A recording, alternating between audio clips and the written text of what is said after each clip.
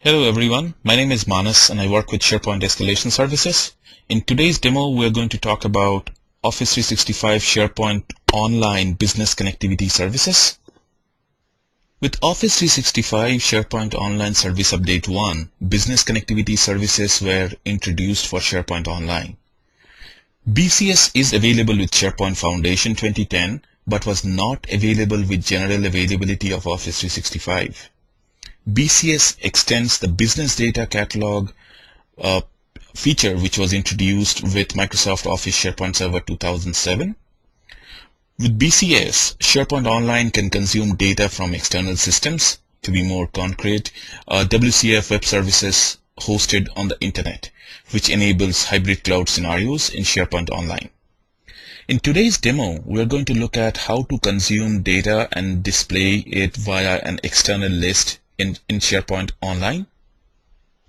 When I say data, it's a WCF service hosted in Azure.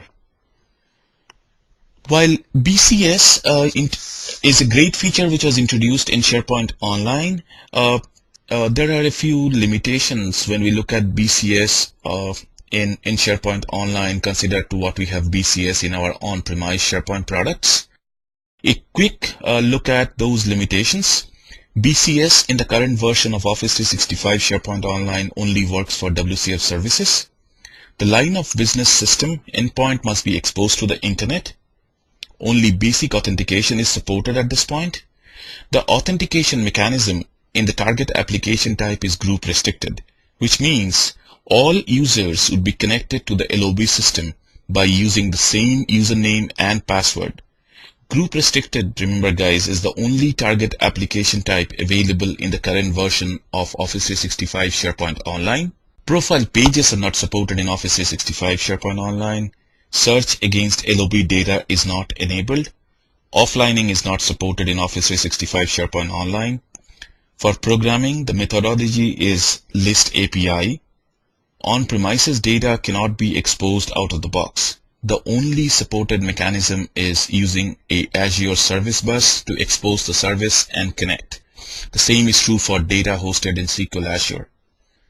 So, let's look at how to go ahead and configure BCS and how do we have an external list in a SharePoint Online site collection. I'm logged into the MOP with a global admin user account. Once I click on, from within the SharePoint section, if I click on Manage, it would take me to the Administration Center. Administration Center with SU1 had two new links, Manage Business Data Connectivity and Manage Secure Store. The first step towards configuring BCS would be to create a Secure Store Service Target application. For doing so, we need to click on Manage Secure Store Service. We would click on New from within the top ribbon. The first step for going ahead and creating the target application settings or specifying the data would want us to go ahead and specify the unique identifier. In the target application settings, we would enter the unique identifier as I mentioned.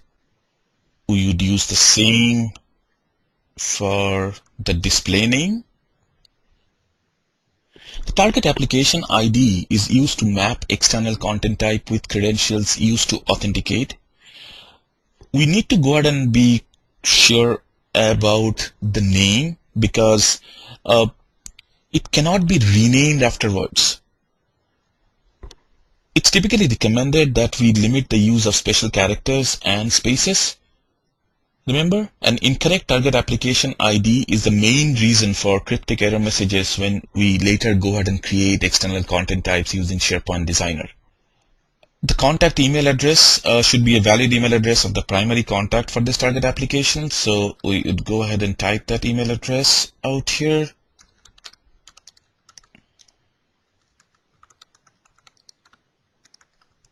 Remember guys, I had during the starting of this or during the beginning of this demo, I've mentioned that the target application type is group restricted and it cannot be changed. Now, the next important field is the credential field. The credential fields are often misunderstood. We are not entering a concrete username or password here, but we are specifying the display names of the fields, wherein in a step later, the username and the password would be entered. Therefore, what we would go ahead and do is we just leave them as it is, and then we would specify the target application administrators. The target application administrators are typically the users that can later edit the created target application. I would specify the target application administrator. Okay, it resolved it. Now the next step which we need to do is the members, or enter the users who would be members. The members are the users that can be used to store credentials of the current target application to communicate with the external system. So I would enter Alex and my name. Okay. For some reason, okay, it didn't. I'll go with mine. Looks like it has some issues resolving Alex's name. And we click on OK. Once we click on OK, the target application gets created. As we see, it shows up as BCS demo. The next step which we need to do is highlight the target application that got created, and we need to click on the set icon on the top ribbon. This would bring up the set credentials dialog. The username and password we enter here will be used to authenticate against the external system or the WCF service. I would specify the username here and the password and click on OK.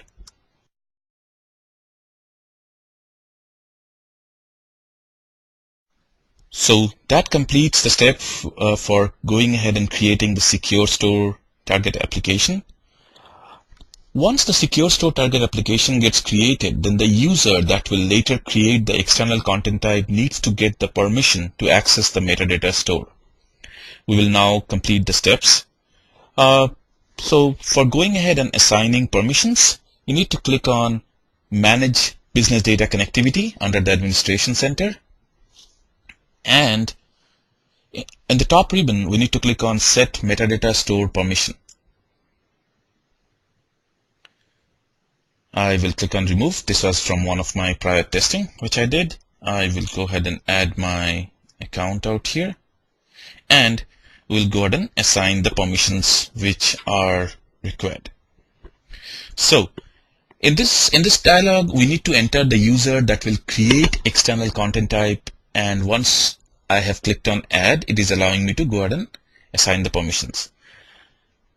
We'll also need to click on this checkbox which says Propagate permissions to all BDC model, external systems, and external content types in the BDC metadata store, and click on OK, which will propagate the permission. So that's pretty much what we need to do at this point of time from within the Administration Center or from MOP. Our next step would be to go ahead and create an external content type. The prerequisites on the SharePoint Administration Center has all been done, and we would typically need to go ahead and browse to the SharePoint site collection, which would host the external list to fetch the data from the WCF system. So I have created for this demo, I have a site, BCS, and what we need to do is click on Site Actions and click on Edit in SharePoint Designer. This should go ahead and launch the SharePoint Designer. So yeah, that's a prompt which would want me to go ahead and key in the credentials that I would typically use to go ahead and sign in. If you have clicked on the checkbox which says remember me, it will typically want you to go ahead and enter your password. And once I click on sign in, it should go ahead and authenticate and take me to site objects and allow me for going ahead and creating the external content type. Now that we are in the SharePoint Designer console, we need to click on external content types, and in the top ribbon we need to click on new external content type, which should be up in a minute. So in the details pane we need to fill out the name, and you'd give it a name saying BCS demo. The display name should automatically go ahead and populate based on the name. In case we do not want to, want to change it, here's an option which you can do. As I mentioned, in the current set of limitations, offlining is not enabled, so we need to go ahead and click on the drop down and click on disabled. Once this is done, we need to click here to discover external data sources and define operations, which should allow me to go ahead and add a connection and fill in the details for my WCF service, which is hosted in Azure. The next step would want us to go ahead and click on add connection. Within this operations designer screen, once we click on add connection, we need to go ahead and choose the type of the data source type.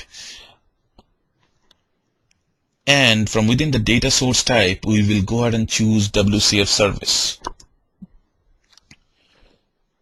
SharePoint Designer now needs to go ahead and retrieve the metadata of the WCF service. Remember guys, SharePoint Designer understands WSDL or Web Service Description Language and MEX, metadata exchange. However, from SharePoint Online, we have to go ahead and choose WCF service and click on OK. This should go ahead and bring up the WCF connection properties.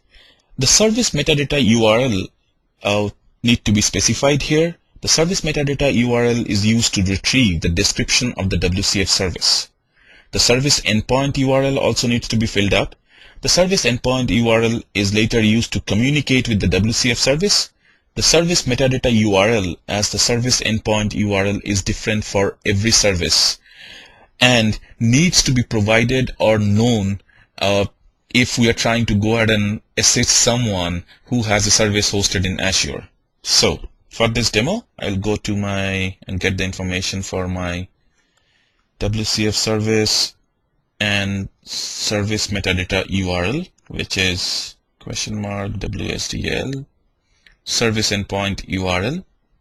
And the next step which we need to do is to go ahead and specify the WCF service authentication settings. We need to click on connect with impersonated custom identity. Remember, we have gone ahead and configured a secure store service application. Here is where we need to exactly type in the secure store service application. If we are unsure about it, we can go back and check the target application ID, the unique identifier.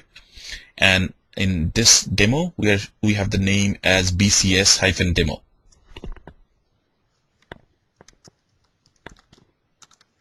We will go ahead and type in the details. As I mentioned, if you type in incorrect target application ID, it will be accepted here. There is no validation which takes place. However, we would end up with strange error messages in the next steps. So I clicked on OK. And here is where it goes ahead and does and tries to connect. We'll give it a minute while it connects, and then it should go. Once the WCF service is discovered, it will populate all available methods. So it's trying to go ahead and fetch the information to see if it can populate the methods. So we'll give it some more time to see if we see any error or if it does populate the method. Okay, there you go. It does go ahead and it's able to successfully connect. If I expand the web methods, it should show me all the methods which are available as a part of the WCF service which is hosted. Now, the next step after discovering the WCF service is mapping the discovered methods to ECT operations. ECT, or external content type operations, provide another layer of abstraction the SharePoint API can interact with. So let's go ahead and start mapping this methods. So as I see currently in this example, we have add fruit. We will right click on it and we will say new create operation. On the screen we'll click on next. We will choose from within the available methods. We'll click on fruit ID. We'll map it to an identifier and we will go ahead and click on next and finish. We will go ahead and complete the rest of the methods. So delete fruit is a new delete operation. We will click on next on this one. We will again map it to an identifier and we will click on finish. Get fruits in my case is a new read item operation. We'll click on next. We will go ahead and map this to an identifier. Click on next.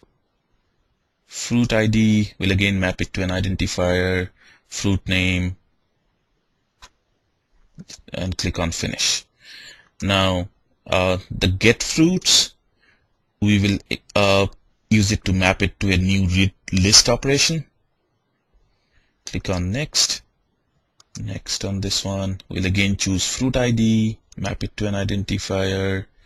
We'll click on fruit name and we'll show it on picker and click on finish. Update fruit is a new update operation. Click on next. Fruit ID, map to an identifier and click on finish. Remember guys, this all are very specific to the WCF service which is hosted. So methods can be, the exposed methods would be different based on what we are doing on those on the WCF service. So once we have gone ahead and mapped all of the methods, the most important step which we need to do is to go ahead and click on save, so that it actually goes ahead and saves the external content type in the business data connectivity metadata store. That's a step which we definitely need to do in order to go ahead and save the work which you have done for all of these mappings. So we'll give it a few minutes once it tries to save it. Once the external content type is saved, new entries shows up under business data connectivity in the SharePoint Online Administration Center. We will go ahead and quickly validate the same. If you go to business data connectivity, we see the BCS demo and it goes ahead and shows the details. Next step is to go ahead and create an external list. In order to go ahead and display the data, we will go back to SharePoint Designer and click on Create List and Forms. This should bring up the Create List and Forms from the SharePoint Designer, and we need to provide a name for our external list and click on OK. Once you click on OK, the external list is created and should be accessible from within the SharePoint Online site. Right now what we see in the screen is it's trying to go ahead and create the lists. We'll give it a minute while it tries to go ahead and create this external list in the SharePoint site, and we have named the list as fruits. Okay, it seems to have completed successfully. We'll go back to our site, BCS, and we will refresh the site. We see here already we have a list called fruits. We'll click on fruits, and clicking on the fruits external list should show us the data that is in real time fetched from the external system. So this is the data which has been fetched from the WCF service. Remember guys, we can go ahead and change the view. It's like any other list. So I can go to list settings, modify view, and say I want fruit ID to be the first column. We can go ahead and have fruit ID change the column ordering. We can have fruit name in option number 2. Click on OK, and it should go ahead and reorder the way the data is displayed in this external list.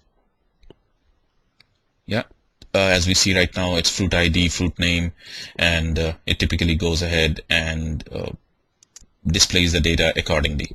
One other thing which I want to show you right now is you can go ahead and click on new item to go ahead and add an item to this list. So fruit color green, fruit ID is 76, fruit name is apple, and fruits on hand, I'm rich, so 100 apples on hand. We'll click on save, and this should go ahead and save the data back here. So we see right now that this entry is, as I see right now on the highlight part of it, it just goes ahead and shows up there in the list.